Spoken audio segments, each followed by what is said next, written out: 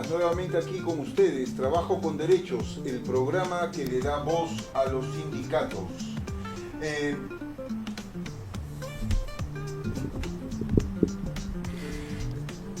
Trabajo con Derechos, el programa que le da voz a los sindicatos. Hemos tenido una semana compleja, una semana electoral con un resultado que todavía es incierto, aunque las posibilidades se han reducido. Si bien antes del proceso electoral había un panorama mucho más incierto, diverso, con muchos candidatos, ahora ya queda claro que la alternativa fujimorista ha pasado a segunda vuelta y está en disputa el segundo lugar entre una propuesta de derecha, altisonante, violenta, como hemos escuchado el día de ayer en declaraciones de su principal líder, y la propuesta castillista, la propuesta que recoge el legado de Pedro Castillo y la representación identitaria, subjetiva, importante de vastos sectores de nuestra sociedad. Por eso precisamente es que hoy día vamos a tener a dos compañeros que conocen mucho el tema y que va a ser muy interesante conversar con ellos. Va a estar Catherine Eizaguirre, economista, profesora universitaria, con la que vamos a hacer parte del análisis y el balance electoral, y también Emilio Salcedo, que además de encargarse de su bloque tan esperado, ¿Quién es quién?, analizando las grandes empresas, los grandes grupos empresariales, también nos acompañará en el análisis político. Entonces va a ser un programa pensado para la clase trabajadora. Vamos a mirar los resultados que han tenido las candidaturas desde el mundo del trabajo también, y va a ser esta mirada política de lo que ha venido pasando en nuestro país, en un resultado que todavía efectivamente no está claro, pero ya se va dibujando a grandes rasgos. Muy bien, con eso entonces regresamos ahora con el bloque de Emilio Salcedo, ¿Quién es quién?, después de la pausa.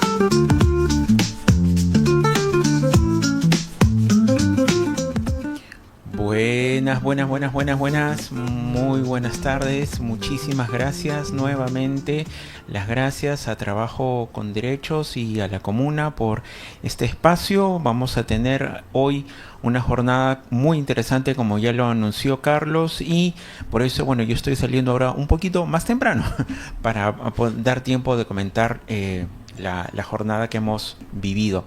Entonces vamos, si podemos ya por favor de una vez con la diapositiva, para hablar el día de hoy del grupo Añaños. Vamos a ir desde Cola Real, desde Biscola, desde Sabor de Oro, hasta las tiendas 3A que están apareciendo por todos lados. Vamos a ir desde Ayacucho hasta Tailandia, hasta África, porque este es un grupo que se ha expandido, ha tenido un desempeño muy interesante en el Perú y se ha constituido como una de las principales multilatinas. A ver, entonces, si podemos seguir con la siguiente diapositiva. En esta diapositiva vemos la genealogía del grupo Añaños. El grupo Añaños surge en Ayacucho a partir de dos figuras, Eduardo Añaños Pérez y Mirta Gerí, quienes son los padres de Ángel, de Jorge, de Tania, de Arturo, de Carlos, de Álvaro y de Vicky Añaños Gerí, quienes van a tener un distinto tipo de nivel de participación en el grupo. Ángel Añaños se va a ser el primer jefe de una de las ramas empresariales de la familia, AG Group, y Jorge Alcázar, quien se casa con Tania, no, Jorge Añaños, quien se casa con Tania Alcázar, y tienen 4 hijos, van a ser los que protagonicen la historia de Industria San Miguel, y Jorge Añaños va a ser el primer jefe de esta subrama del el grupo, ¿no? Entonces, ojo a esta familia, ojo a sus miembros, ojo a los hermanos y hermanas que van a tener un rol en los siguientes espacios que vamos a revisar, y también, por cierto, en la política. Así que adelante, por favor. La que vemos aquí en esta lámina es la línea de tiempo del grupo Añaños y sus dos ramas, AG Group, el grupo AG e Industrias San Miguel. En este libro de Francisco Durán, que es uno de mis libros de referencia, él cuenta, Francisco Durán, en la historia del grupo Añaños, que Mario Vargas Llosa escribió una especie de texto, columna o crónica sobre la historia de este grupo familiar, mencionando que se trataba de campesinos humildes que habían surgido y prosperado, pero en realidad esa no es la historia, ¿no? La historia más precisa es que se trataba de terratenientes, de hacendados, de personas con ciertas posiciones y privilegio en Ayacucho, descendientes de un migrante español, un miembro del ejército real, que se estableció en la zona y que, bueno, en 1980, en esa década, producto del estallido del conflicto armado interno, pierden sus tierras, se mueven a Huamanga, y en Huamanga se establecen, y ahí va a empezar la historia empresarial de esta familia, cuando pongan un restaurante y luego ante la situación de crisis que provocó el desabastecimiento de bebidas gaseosas y cervezas en la zona por efectos de la violencia, ¿no? Como Inca Kola, Coca-Cola no llegaban por el ciclo, ¿no? Por la espiral de violencia. Eso dejó un espacio que fue llenado por la familia, quienes empezaron con un negocio de embotellado de bebidas gaseosas en botellas de cerveza. Entonces luego van a ir prosperando, consolidándose, y luego hacia 1995-97 se van a consolidar y se van a bifurcar en dos grandes ramas empresariales. El grupo AG, dirigido por el hermano Ángel Añaños, y por otro lado, Industria San Miguel, dirigido por Jorge Añaños y su esposa Tania Alcázar, y sus hijos, quienes se han incorporado a la conducción del corporativo. Vamos adelante, por favor, con la siguiente lámina.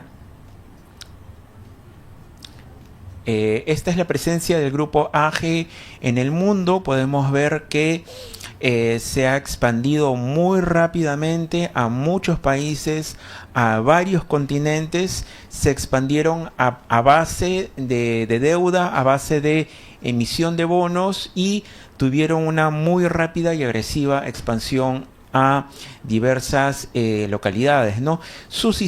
Empleando su sistema de ofrecer productos, bebidas a un bajo costo en los mercados, y así poder capturar algunos segmentos de los mercados de los segmentos de más bajos ingresos, ¿no? Vamos con la siguiente, por favor.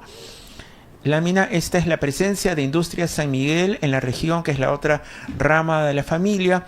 Como vemos, es una rama que está más acotada a la región, pero tienen presencia importante tanto en el hemisferio norte como en nuestro hemisferio, con plantas, con plantas embotelladoras y plantas distribuidoras, ¿no? Pueden ustedes ver en esa leyendita la presencia en cada uno de los países.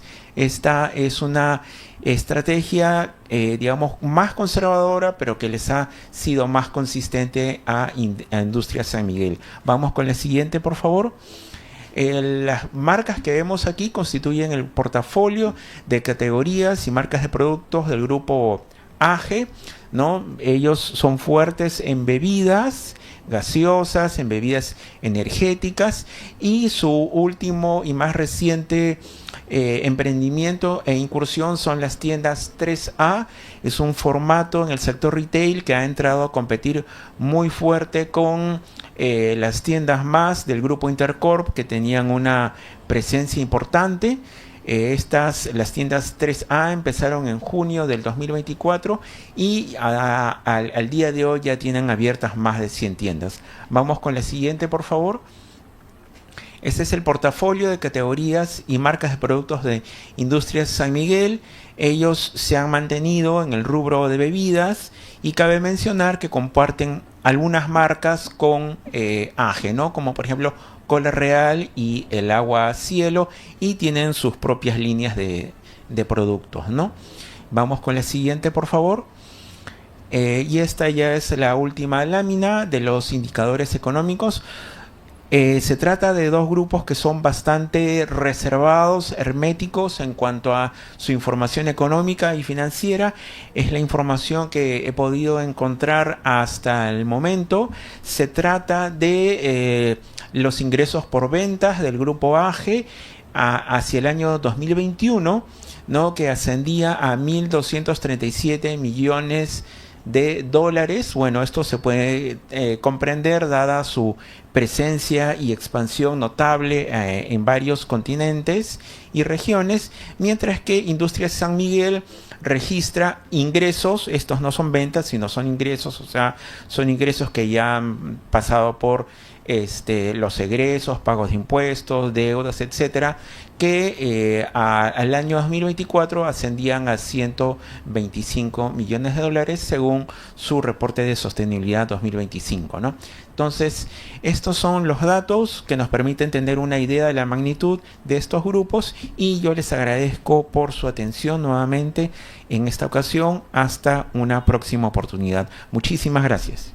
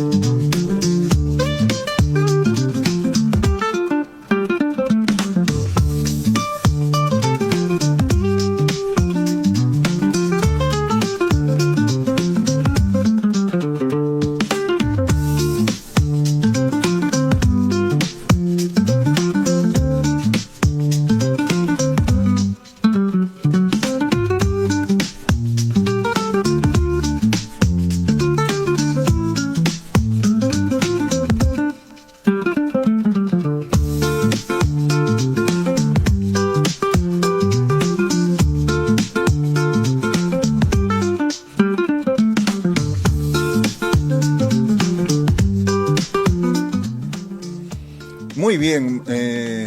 De nuevo aquí entonces con el segmento que habíamos señalado al inicio del programa. Vamos a conversar con Catherine Izaguirre, economista, y con Emilio Salcedo, sociólogo, para desde una mirada crítica analizar, intercambiar ideas acerca del proceso electoral desde la perspectiva, claro, siempre de los sectores populares, desde la perspectiva de los intereses, ¿no?, de las clases populares y de los trabajadores y trabajadoras. Les damos la más cordial bienvenida a nuestros invitados, agradeciéndoles su tiempo y su paciencia y su presencia. Muy buenas tardes. Empezamos con Catherine. ¿Cómo has observado tú la campaña electoral, el proceso electoral? ¿Qué impresiones tienes al respecto? Bueno, muchas gracias por la invitación, un gusto estar en el programa, muchas gracias a la Comuna, trabajo con derechos y compartir la mesa junto a Carlos y Emilio. En primer lugar, creo que ha sido una campaña que ha estado muy fría hasta hace poco. Tantas listas, tantos candidatos, un proceso que además desde el Congreso impusieron un Senado bajo sus términos. La gente le ha costado informarse respecto a cuál es el mecanismo de votación. Tenemos este Senado nacional, Senado regional, una cantidad de miles de candidatos, y creo que eso ha sido difícil en general para el electorado, ¿no? Los debates que se dieron las semanas antes sí marcaron la pauta para posicionar a determinados candidatos, para terminar de perfilar, pero ha sido un proceso confuso incluso luego hasta el día de la elección, donde los miembros de mesa en casi todos los casos han tenido que estar contando votos hasta las 3, 4 de la mañana. La logística sabemos que ha sido un problema también en el marco de este nuevo proceso, ¿no?, con ahora 2 cámaras. Muy bien, efectivamente sí, ha sido una campaña bastante fría, que luego ha tenido una semana un poco mucho más intensa. ¿Cómo has visto tú el proceso y la campaña, Emilio? ¿Qué tal? Muy buenas tardes nuevamente, muy contento de esta invitación y también por supuesto de participar y compartir la mesa contigo, Carlos, y con Catherine. Bueno, mira, justo hoy precisamente por la mañana tuvimos una reunión con algunos colegas, y una colega fue miembro de mesa, ¿no? Y bueno, nos contó sus avatares propios, ¿no? En la mesa en la que ella participó, y los muchos otros relatos que hemos escuchado de personas que han estado inclusive más de 24 horas, ¿no? 26 horas, claro, continuadas, seguidas en el proceso de escrutinio, ¿no?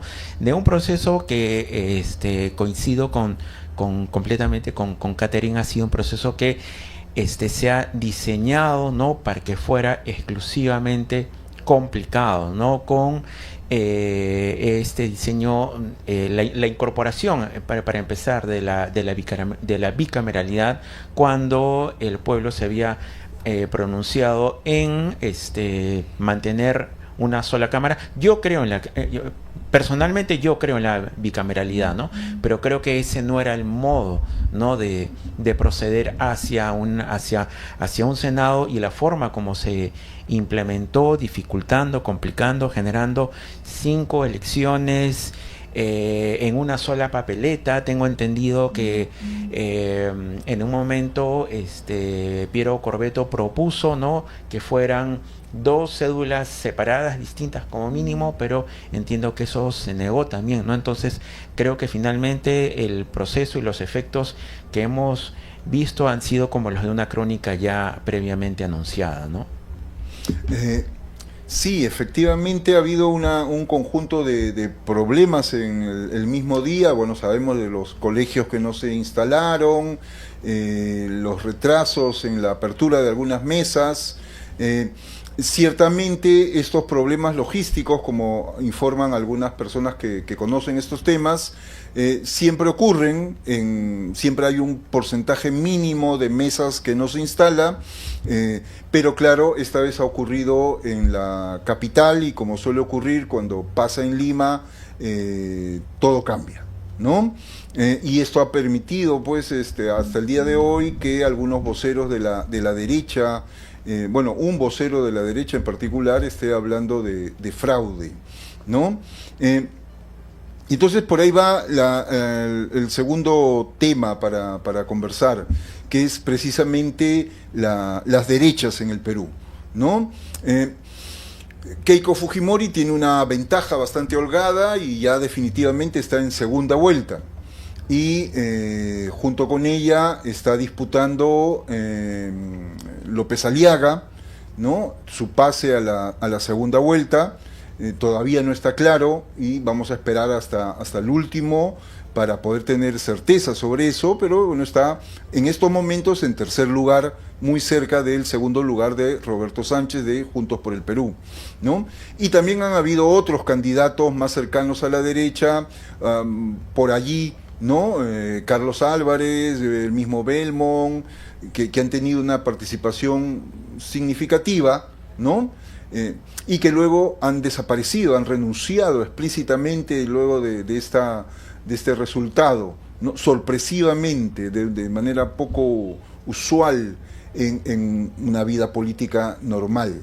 Entonces, una primera pregunta simple, bueno, en verdad no es tan simple. ¿Por qué el fujimorismo? ¿Por qué Keiko mantiene después de más de 26 años lejos de la presidencia, aunque no del gobierno y del poder, efectivamente, esta presencia en distintos sectores de nuestra sociedad, no solamente en los sectores más altos, sino también en los más empobrecidos, ¿no? ¿Cómo pueden ustedes, qué hipótesis tenemos para explicar esta incómoda presencia para muchos de nosotros? ¿Qué dice Catherine? Bueno, Keiko es una mujer que hace política territorial, ¿no? Que mientras en teoría no está en el poder, pero tiene una bancada que es influyente por ella, ¿no? Está viajando, mantiene vínculos con pequeños grupos políticos a nivel local, tiene un trabajo también incluso con jóvenes, entonces para su sector ella se dedica a hacer política de bases incluso, ¿no? Tenemos a López Aliaga que ha logrado consolidar Lima y también ahora vemos peruanos en el exterior que tienen un voto mayoritario en Lima, entonces al parecer bueno, estos sectores de la derecha siguen apostando por dos partidos que han demostrado en el gobierno, ¿no? Desde el Congreso, apostar por el deterioro de todas las instituciones en el Perú, ¿no? O sea, por más de que ha sido evidente que han aprobado esas leyes pro crimen, por más de que ha sido evidente todas las cosas que ellos han venido sosteniendo desde el Congreso, lamentablemente los sectores de Lima, ¿no? Los sectores acomodados también han seguido respaldándolos, ¿no? Entonces, si bien es cierto, podemos identificar también que de este bloque, ¿no? Que incluso en el medio de algunas campañas que salieron en redes sociales de por estos no, Acuña, por ejemplo, pierde ahora la participación y creo que eso es algo importante, ¿no? Por más de que ha puesto mucho dinero en campaña, ¿no? Creo que son más de 10 millones, 17 millones que él ha declarado en campaña, no ha logrado posicionar ni senadores ni diputados. En la misma línea también, por ejemplo, Luna, ¿no? Tampoco ha logrado sostenerse esta vez. Creo que en el marco de más de 35 candidatos, la derecha ha tenido algunas otras opciones, quizás un tanto más sensatas, ¿no? Pero que no han recibido el respaldo de sus sectores, ¿no? Entonces, es lamentable que tengamos ahora en el Senado, entiendo que 20 senadores que vienen del fujimorismo y 9 senadores que vienen por ahora, por lo que se hace el conteo, de Renovación Popular, ¿no? Es decir, esos sectores todavía tendrían casi la mayoría, ¿no? En el Senado, que va a ser el espacio que va a tomar todas las decisiones más importantes en el país. Efectivamente, ¿tú cómo ves este escenario precisamente donde el Senado va a estar tomado por el fujimorismo y por Renovación, Emilio? Exactamente, y adicionalmente a lo que ha mencionado Catherine, ¿no? O sea, sí, inclusive con el trabajo de base y de formación que hace el fujimorismo, pero yo creo que también, además, si es que se mantienen en la agenda, ¿no? Yo creo que lo logran hacer porque vienen a ser brokers, ¿no? Brokers de grupos de los financistas de una cierta élite, ¿no?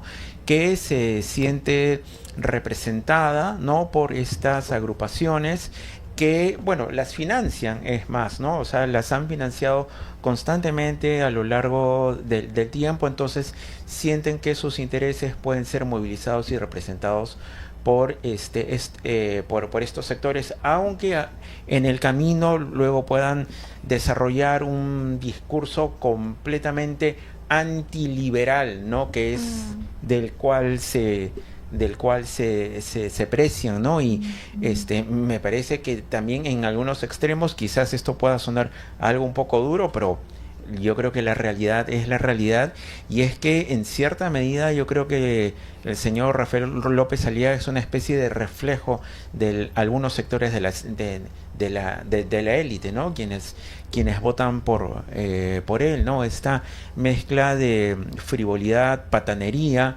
¿no? Y desprecio por los derechos fundamentales de todas las personas, ¿no?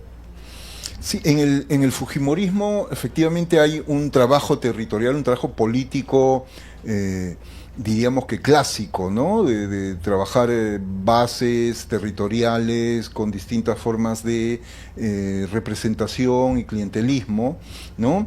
Y efectivamente también hay una suerte de esto que tú llamas los brokers, estos operadores políticos que hacen un lobby bastante opaco para defender intereses particulares, generalmente de grandes empresas, ¿no?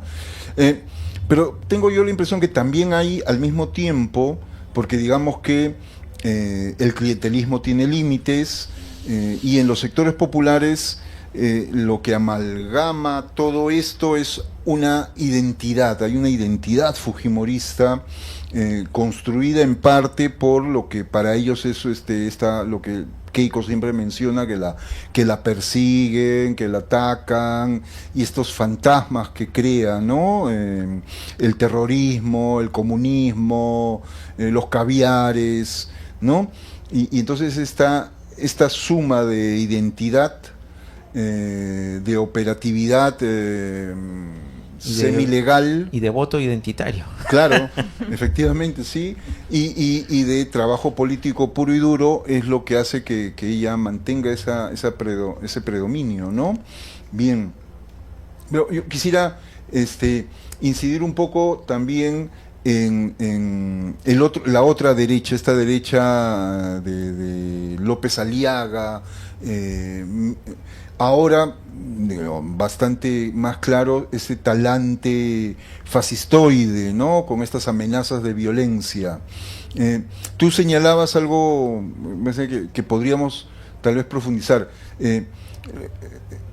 López Aliaga es algo externo, así como Donald Trump, aspira a ser un Donald Trump peruano, o es más bien un reflejo más o menos distorsionado o no de los sectores empresariales blancos, limeños, económicamente muy solventes. ¿Cómo lo ves tú primero, Emilio? Bueno, yo quiero recordar un dato muy específico y muy concreto, que el año pasado, la CADE del año pasado, bueno, este evento que ya no tiene, digamos, la misma prestancia que tenía hace algunos años, ¿no? Ya no van los grandes jefes de los grupos económicos a este tipo de eventos, pero el CADE del año pasado estuvo dirigido exclusivamente casi a el tema de la batalla cultural, ¿no? O sea, sus invitados internacionales, y el principal invitado de la jornada iba a ser Javier Milei, ¿no? Que al final los dejó, bueno, esperando, pero sí invitaron a la marquesa Cayetana Álvarez de Toledo, ¿no? Una política española, una diputada española actual que tiene, me parece, un pie en el Partido Popular y otro pie en Vox, ¿no? Uh-huh. También invitaron al chileno Axel Kaiser, ¿no? Que fue uno de los candidatos en Chile, y era uno de los políticos de extrema derecha que justificaban y que inclusive invocaban la intervención militar extranjera en nuestra región, ¿no? Entonces, yo creo que si tomamos en cuenta este dato y este recuerdo de este evento y de la posición que decidió asumir un sector del empresariado, creo que ello habla por sí mismo, ¿no? ¿Cómo ves tú entonces estos discursos de intolerancia y de llamado a la violencia, a la insurgencia que viene haciendo López Aliaga? En primer lugar, en la línea de lo que plantea Emilio, ¿no? A mí me sorprende la clase empresarial que habla de libre mercado, ¿no? Y que dice que necesitamos menos Estado, libre mercado, pero que vota por un personaje que es abiertamente mercantilista, ¿no? Y que ha hecho su fortuna en base a tener la concesión de una ex empresa pública, que además rompe contratos, que además endeuda al Estado en este proceso que tenemos, ¿no? Con árbitros extranjeros. Entonces, realmente es como una disociación de lo que en teoría ellos sostienen, ¿no? Y están apostando por este señor. Yo quisiera no creer que es un reflejo de cómo es una parte de las élites, pero no se entendería de otra forma este apoyo, ¿no? Y en los últimos días, ayer hemos visto a ese señor, no sé si en sus cabales, porque obviamente no lo ha hecho, insultando, teniendo comentarios terribles, ¿no? Sumamente vergonzosos. No sé si la gente que ha votado por él se siente orgulloso de ese tipo de personajes, ¿no? Es terrible, además refuerza lamentablemente esta herida que tiene nuestro país entre Lima y las regiones del país, ¿no? Porque él además en sus mítines en regiones insultaba abiertamente a los peruanos en sus propios territorios, ¿no? Entonces es lamentable realmente, y es lamentable que no se apliquen sanciones por estos discursos discriminatorios, ¿no? Incluso llamando a la violencia contra representantes del Estado peruano y quienes han dirigido el proceso, ¿no? Directamente desde la OMPE, ¿no? Sorprende ver que este tipo de personajes tengan la total impunidad para mantener este tipo de discursos, ¿no? Sí, porque ya de alguna manera como que el racismo de ciertos sectores de la derecha en los procesos electorales ya casi estaba normalizado, ¿no? Desde el padre de una candidata hablando del Auquénido de Harvard, y desde allí, digamos que era parte de eso, ¿no? O sea, es una sociedad racista y tiene élites de derecha racistas. Pero ya lo que está llegando López Aliaga con amenazas de violación y toda una gramática homofóbica, es realmente preocupante, ¿no? Digo, cualquier otro candidato de centro izquierda o de izquierda que diga cosa similar ya estaría pues crucificado en las páginas de los diarios y noticieros, ¿no? Pero al señor se le permite todo eso. Bien, luego están otros personajes, como que igual es importante que hablemos de ellos, ¿no? Si ustedes hubieran sido votantes, que entiendo que no, de Belmont o de Carlos Álvarez, ¿cómo se sentirían ahora? ¿Cómo creen que los votantes de Belmont y Carlos Álvarez deben de estar ahora que han anunciado su retiro de la vida política? ¿Qué dices, Catherine? Bueno, lamento, ¿no? Lo ocurrido, sobre todo por los votantes que entiendo que en un proceso con más de 30 posibilidades se han acercado quizás a las figuras más conocidas, ¿no? Que ya tenían un posicionamiento en medios, que además tienen una soltura en medios que les permite generar ciertas empatías. En el debate, por ejemplo, Álvarez, ¿no? Con sus imitaciones, fue el momento jocoso luego de un debate extendido que incluso en algunos momentos puede haber sido un poco tedioso, ¿no? La misma lógica con Belmont, que tiene una trayectoria larga, tanto como ex autoridad, como además también en medios, y eso ha generado incluso una estrategia novedosa con los jóvenes, ¿no? Porque entiendo que Belmont crece porque tiene una hija que ha utilizado el TikTok y a partir de esa estrategia ha logrado una aproximación hacia una nueva generación que no lo conocía y no conocía de sus anteriores problemas, ¿no? Entonces es lamentable que ahora nos dejen, no han partido el voto, ¿no? Y nos dejen con algunos diputados, entiendo algunos senadores en el caso de Obras. No conocemos de su perfil, ¿no? Porque además sus candidatos no han hecho mucha campaña. No sabemos si es que van a de repente a aliarse a los sectores de Renovación Popular y de Fujimorismo, o si van a tener un perfil propio. Pero realmente, si es que no está el liderazgo para poder ordenar una bancada, es muy probable que esa bancada termine simplemente con los congresistas o ahora diputados o senadores aliándose a otros sectores, ¿no? Sin una línea política clara, y entonces nos damos cuenta de lo importante también que es tener representaciones, ¿no? Con ideas, programa claro, ¿no? O sea, una idea de país claro que lamentablemente estos proyectos no han tenido, ¿no? En el caso de Obras es clarísimo porque además creo que casi ni siquiera presentó nada en su plan de gobierno, ¿no? Dijo, no, son mis ideas, yo tengo mis ideas y en base a eso voy a dirigir. Ahora vemos que sus candidatos, que ahora son autoridades, no tienen ninguna idea con la cual votar, ¿no? ¿Cómo lo ves tú, Emilio? Bueno, y ya que hemos mencionado y que estamos conversando en este momento sobre personajes de medios, creo que también, si me permiten, un pequeño comentario retrotrayéndonos a un tema anterior, puesto que no hubiéramos llegado, no estaríamos en esta situación, ¿no? Si es que no fuese por la conducta que han seguido algunos grupos empresariales mediáticos específicamente, ¿no? O sea, porque vemos la conducta, la trayectoria, las líneas editoriales, los sesgos, pero ya también los comportamientos abiertamente antidemocráticos que han tenido empresas como el Grupo El Comercio, ¿no?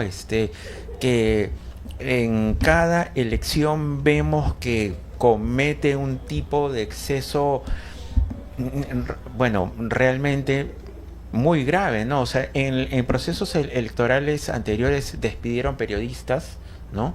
Que no se ajustaban a su línea informativa, y ahora en esta coyuntura decidieron poner la ¿cómo se le dice? ¿La franja?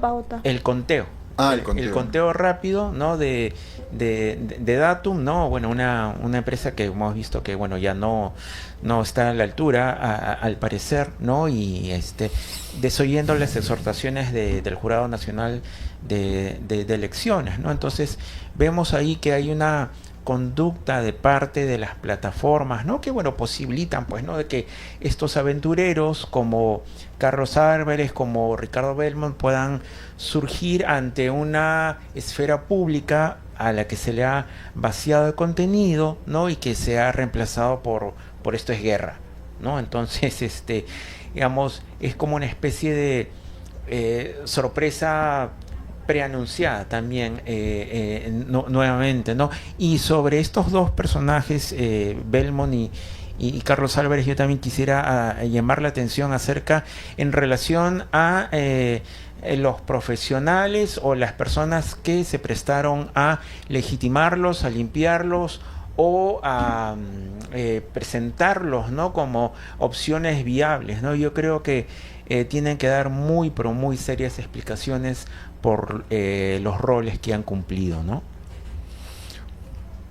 Queda siempre esta sensación en la política peruana cuando ocurren hechos, ¿no? Que aparecen como aislados o aparecen simplemente apilados, pero no logramos establecer la línea que une todos los puntos, ¿no? Porque claro, uno terminaría pues en miradas tal vez muy conspiranoicas, ¿no? Pero claro, por ejemplo, ¿cuál ha sido al final de cuentas el rol de Carlos Álvarez en el proceso electoral, ¿no? ¿A quién ha beneficiado que durante semanas, como tú dices muy bien, como ustedes han señalado, las encuestadoras lo coloquen, ¿no? En una posición expectante, y de pronto el día de las elecciones eso desaparece, eso no es consistente? Esto es que la volatilidad del elector, o es otra cosa, ¿no? Lo mismo efectivamente con los medios de prensa y sus cada vez más claras intenciones, ¿no? Bueno, ahora, bueno, tenemos que hablar también de los nuestros, las opciones de las izquierdas. Tenemos entonces, claro, para algunos sorpresivo, para otros no tan sorpresivo, porque venían diciendo que sí, que esto que vamos a llamar el castillismo sigue siendo un eje identitario y un eje político en el escenario nacional, en algunos sectores más que en otros, ¿no? Y al mismo tiempo, claro, han aparecido otras propuestas de de centro-centro, en fin, ahí podríamos discutir si es centro-derecha, centro-izquierda, lo de Jorge Nieto, lo de López Chau, ¿no? Una opción más claramente de izquierdas con la Alianza Venceremos, ¿no? Entonces, ¿cómo podemos mirar qué lecciones pueden sacar las izquierdas de estos resultados electorales? ¿Y cómo podemos evaluar el desempeño de estos distintos grupos? ¿Qué piensas tú, Catherine? Bueno, estamos ya a tiempo de empezar a hacer balances, ¿no? Ya tenemos los resultados casi completos y ya ha sido claro el mapa del Perú, ¿no? Y un mapa del Perú dividido prácticamente en dos, ¿no? En el norte y por ahí dos regiones de la Amazonía junto a Ica gana el fujimorismo, y en toda la zona sur y en varias regiones también que tiene mucho porcentaje de zonas rurales gana el proyecto de Juntos por el Perú, ¿no? Con el aval del castillismo. Entonces, quizás en Lima, en todas las múltiples crisis que vivimos, han perdido la sintonía respecto a lo que implicó el año 2022, ¿no es cierto? Las matanzas del gobierno de Dina Boluarte en regiones, las personas viniendo a Lima y no recibiendo ningún tipo de apoyo por parte de las organizaciones en general de Lima, ¿no? Entonces, esa tensión se ha expresado en los votos de ahora, ¿no? Ese entender que desde las autoridades no hubo ningún tipo de sanción a quienes asesinaron a nuestros hermanos en el medio de las protestas, no pasó absolutamente nada, siguieron DINA en el gobierno, la cambiaron porque les convenía a ellos en un proceso electoral, y entonces de alguna forma podríamos entender que se ha ratificado el voto previo, ¿no? El decir, sacaste a quien habíamos elegido y entonces volvemos a poner a quien dice representarlo, ¿no? Entonces, creo que eso ha sido evidente por el lado de Juntos por el Perú. Por otro lado, el centro esta vez ha tenido distintas opciones y opciones muy interesantes. Creo que hubiera sido también interesante verlo juntos, ¿no? Por ahí el proyecto que representa Marisol Perestello, el Partido Morado, ¿no? Incluso Nieto, creo que tiene muchas cosas similares, ¿no? En términos programáticos. Entonces, hubieran tenido quizás un poco más de potencia en su elección si es que hubieran ido juntos, y ahí creo que ha pesado también de parte de algunos perfiles, ¿no? La no voluntad de articular, ¿no? Por el lado de los otros entiendo que ha habido voluntad, pero lamentablemente no han logrado una alianza que quizás les hubiera permitido disputar una mejor representación, ¿no? Y en el lado de Venceremos, lamentablemente el tener un candidato bastante nuevo, ¿no? Que ha hecho un gran esfuerzo, pero al ser el más nuevo de toda la paleta de opciones, junto a también un logo nuevo, lamentablemente no ha permitido un mayor posicionamiento, ¿no? Entonces tenemos, y ahí también verlo juntos quizás, ¿no? Cómo las candidaturas que venían desde los sectores sindicales, cómo han estado en distintos de estos partidos, ¿no? Y esto quizás ha permitido una mayor participación de cara ya a la conformación de las dos cámaras, ¿no? Sí, este clivaje entre Lima y las regiones no es nuevo, o sea, es un clivaje social, es un clivaje económico, es político, es cultural. Sin embargo, claro, y uno tiende a pensar que es un clivaje muy antiguo, pero en verdad es la segunda mitad del siglo XX. Justo ahora que se recuerdan los 100 años de la revista Mauta de José Carlos Mariátegui, en 1928, 26, José Carlos Mariátegui logra sacar una revista con una mirada peruana, una mirada nacional, a la realidad internacional, a todo el mundo, ¿no es cierto? Es una revista donde escribe Sigmund Freud, donde escriben pensadores de ese momento, y también intelectuales de Puno, de Cajamarca, de Cusco Rojo, y así, ¿no? Es después que ahí viene esta fractura y esta imagen que hay en las regiones acerca de una Lima que aparece como homogénea, como todopoderosa, como discriminadora, como racista. A pesar de que los que vivimos en Lima sabemos que si bien hay esa dimensión, hay otras también, ¿no? O sea, Lima es una ciudad de muchas ciudades dentro.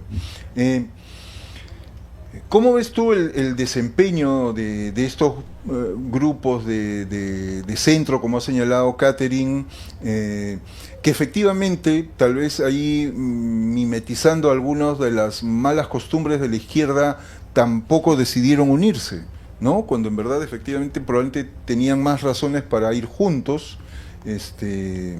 y bueno, las izquierdas, para variar, volvieron a ir separadas y divididas, ¿no? ¿Cómo ves tú el desempeño político de estas alternativas, Emilio? Bueno, coincidiendo también con ustedes, creo que el escenario pudo haber sido distinto, ¿no? Con otra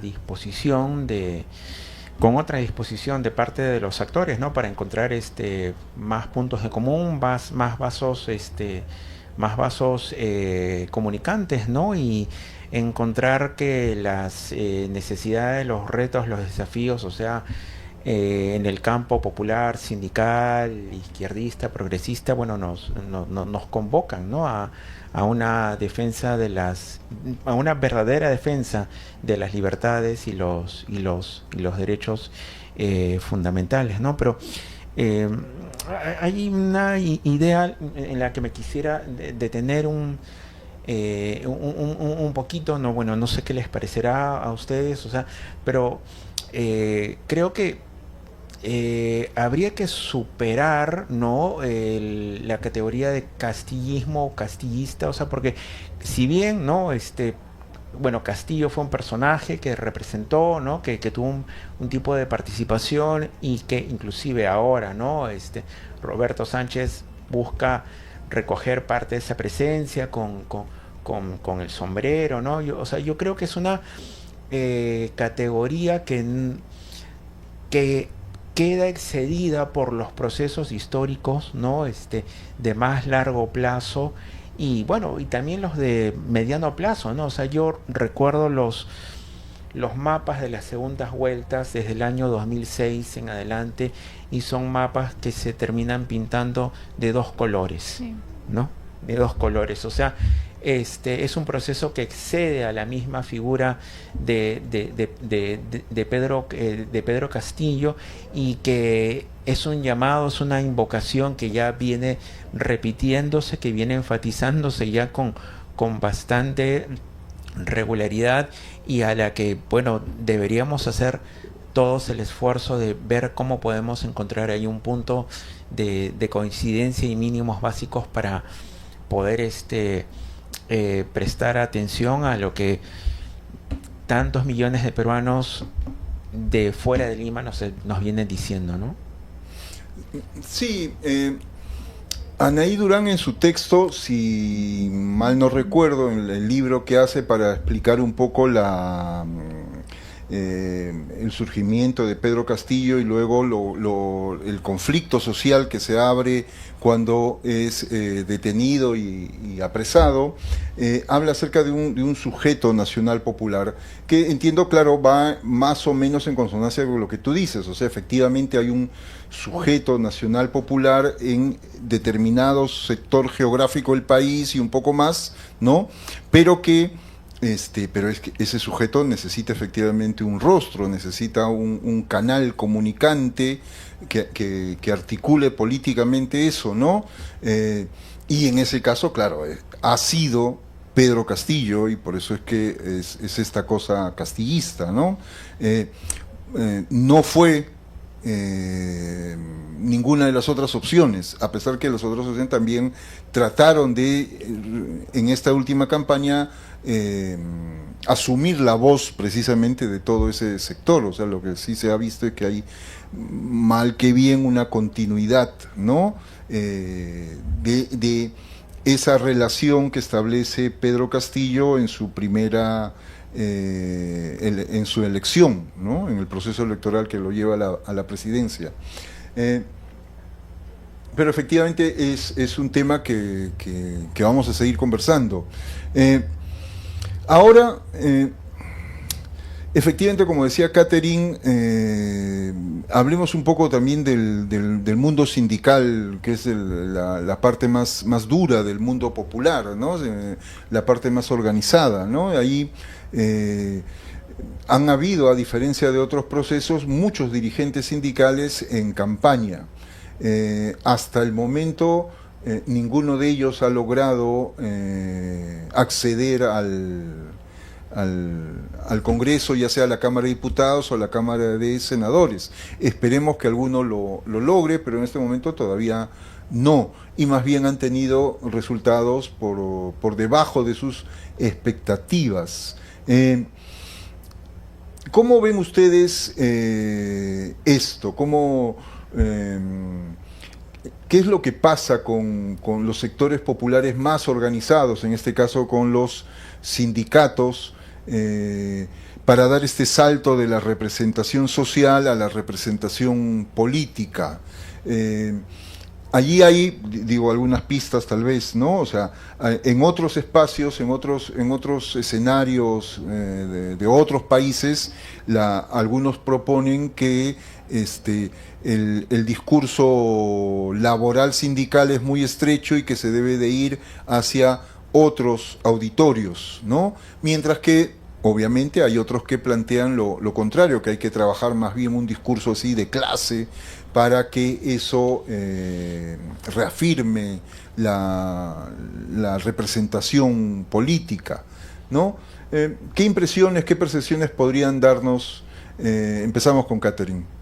Bueno, es una pregunta súper retadora, ¿no? Creo que en los resultados que hemos visto, por ejemplo, en Lima, la tercera más votada es Indira Wilca, que articula varias agendas, ¿no? Una agenda institucional, una agenda vinculada a la defensa de derechos de los trabajadores, una agenda de género. Entonces, en un país como el Perú, en el cual son múltiples crisis las que vivimos, económicas, ambientales, de seguridad ciudadana, al parecer son necesarios quizás discursos que logren esa articulación, ¿no? Entonces, creo que el ejemplo de Indira y la votación, además, tan exitosa que ha tenido, no sé si logra, ahí hay un tema de la valla con Ahora Nación, pero más allá de eso, lo importante es que logra una representación importante en Lima y nos demuestra de que, bueno, hay que hacer el esfuerzo de articular, ¿no? Al menos en Lima, que como mencionabas, ¿no? Lima muchas veces es criticada como un bloque homogéneo, pero no lo es en absoluto, ¿no? Son muy pocos distritos de Lima los que de alguna forma son considerados Lima Centro, y el resto de nuestra ciudad lamentablemente aún requiere mayor acceso a servicios, ¿no? A áreas verdes, y tenemos una Lima además también, y ahí pensando con la articulación con la agenda de los trabajadores, que este rollo del emprendedor está muy presente en los trabajadores, que somos trabajadores todos, ¿no? Pero bajo esta lógica, entonces tú puedes ser tu propio, ¿no? Tu propio jefe, y entonces te autoexplotas y trabajas muchísimas horas, y de alguna forma crees entonces que la agenda de derechos laborales no te corresponde a ti, pero eres un trabajador, somos trabajadores. Entonces creo que ahí hay que hacer esfuerzos porque esos sectores se han visto seriamente afectados por ahorita la inseguridad ciudadana, por el cobro de cupos, porque no acceden, por ejemplo, a la banca regular, ¿no? Y lamentablemente los sectores que han apoyado las leyes pro crimen, al menos dos se mantienen en el poder, ¿no? Entonces creo que es necesario articular agendas, ¿no? En la lógica de los esfuerzos para poder alcanzar representación. Sí. Para ir cerrando esta parte, tenemos dos escenarios ya, dos escenarios que tienen que ver con obviamente la segunda vuelta. En un escenario va a estar Keiko Fujimori y Roberto Sánchez, ¿no? Y en el otro, también posible en estos momentos, va a estar Keiko Fujimori y López Aliaga. ¿Cómo ven ambos escenarios? No solamente cómo creen que se va a desarrollar la campaña en ambos escenarios, sino también a mí lo que me preocupa es algo que teníamos claro todos, ¿no? Que esta crisis política no se resuelve con este proceso electoral, como señalaba Catherine al inicio. Un Senado controlado por la derecha va a tener sometido o va a querer someter al Poder Ejecutivo, ¿no? Y entonces el Poder Ejecutivo va a tener que, con las actuales reglas de juego, o someterse o arriesgarse a ser vacado, a ser sacado del escenario, ¿no? Entonces, ¿cómo ven los dos escenarios de segunda vuelta? Y tal vez, yo sé que es un poco exigente, pero ¿cuál creen ustedes que pueda ser una ruta real para salir por fin de esta interminable crisis? Empezamos con Emilio.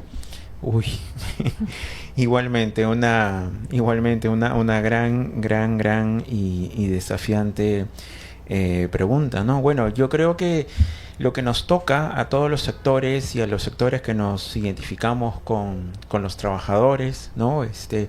Creo que lo que nos toca es defender la democracia, ¿no? Porque la democracia, podemos estar de acuerdo, podemos tener algunos puntos en los que no estemos de acuerdo, pero la democracia es el espacio, la plataforma que nos ayuda precisamente a procesar nuestras diferencias, ¿no? Entonces, es el requisito indispensable y fundamental, ¿no? Y en la democracia el voto es la expresión, ¿no?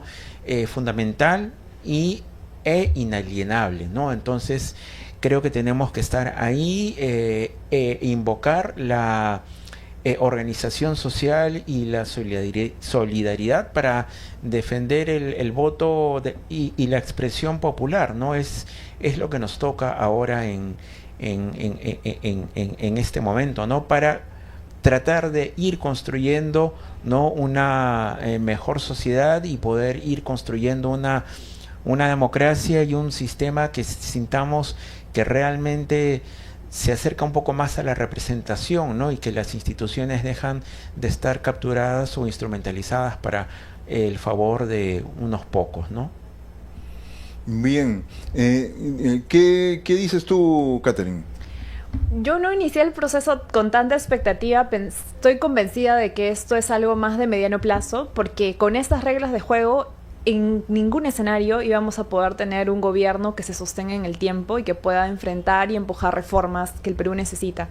Y esas reformas requieren nuevas reglas de juego, o sea, es la realidad. O sea, ahorita la única que puede mantenerse sin correr el riesgo de ser vacada es Keiko, porque tiene 20 senadores. Entonces, con esta constitución, tal cual la han vuelto a hacer, además, en este último congreso, es imposible realmente resolver los problemas del país. Y yo estoy convencida de eso. Entonces, creo que si bien es cierto, no es algo inmediato, sí necesitamos un nuevo pacto social, un nuevo acuerdo social. Esas tensiones que mencionaba Emilio y Carlos, tenemos en la votación de todo el siglo XXI, y entiendo además incluso del siglo XX, un país partido, ¿no? Un país que no logra reconciliarse, que no logra poner en el centro al país, al desarrollo del país, a romper esas desigualdades históricas que tenemos. Entonces, sí creo que es necesario un nuevo pacto social, ¿no? Y eso implica un proceso constituyente donde se escuchen todas las voces. No es fácil, no es inmediato, ahí vemos los resultados ahí por poquitos, pero solo así vamos a poder tener sus salidas sostenibles a la crisis, ¿no? Sí, me queda claro que efectivamente Keiko Fujimori es la única que no tendría ninguna amenaza de ser vacada con su control del Senado. Me queda mucho más claro que después de esta constante persecución del Poder Ejecutivo, tampoco va a tener ninguna ganas de dejarlo. O sea, para mí el escenario en donde el Senado aprueba la reelección inmediata y permanente de Keiko, y entonces Keiko no solo nos va a traer estabilidad, sino nos va a traer su presencia por los próximos 40 años. O sea, sacarla va a ser un problema. Y eso también hay que ponerlo en el análisis, ¿no es cierto? Porque es una agrupación que no respeta las reglas, que cambia la Constitución, que la ha cambiado la Constitución a sus intereses, ¿no? Y bueno, tienen entonces las clases trabajadoras retos importantes. Terminemos ahora con un breve mensaje acerca de qué cosa podríamos decirle a los trabajadores, las trabajadoras, los compañeros y compañeras que nos ven, que nos escuchan y que también tienen esta incertidumbre acerca de lo que puede ocurrir en nuestro país en los próximos meses y años.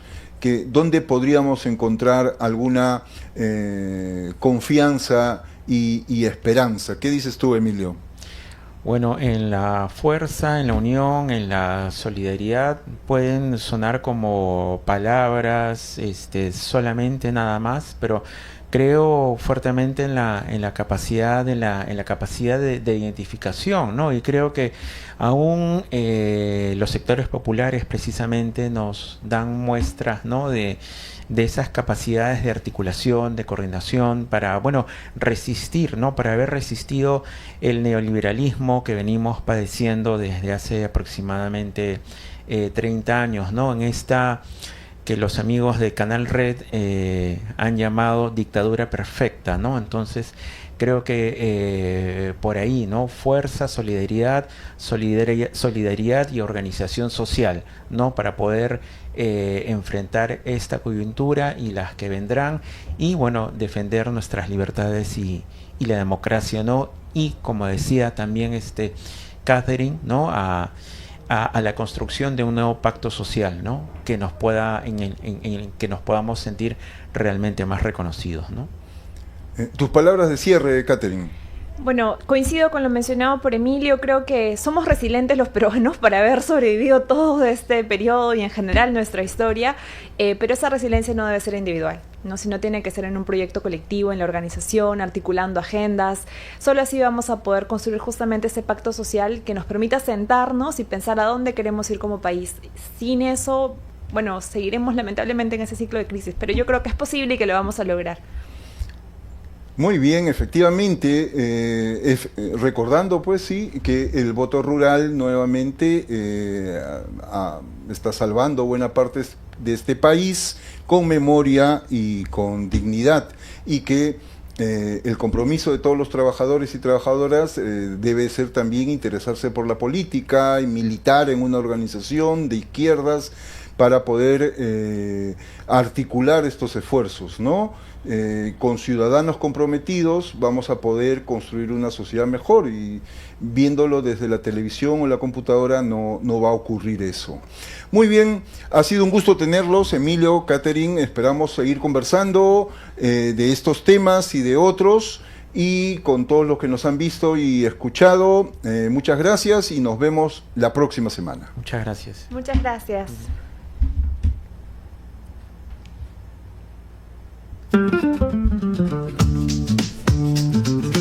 Listo.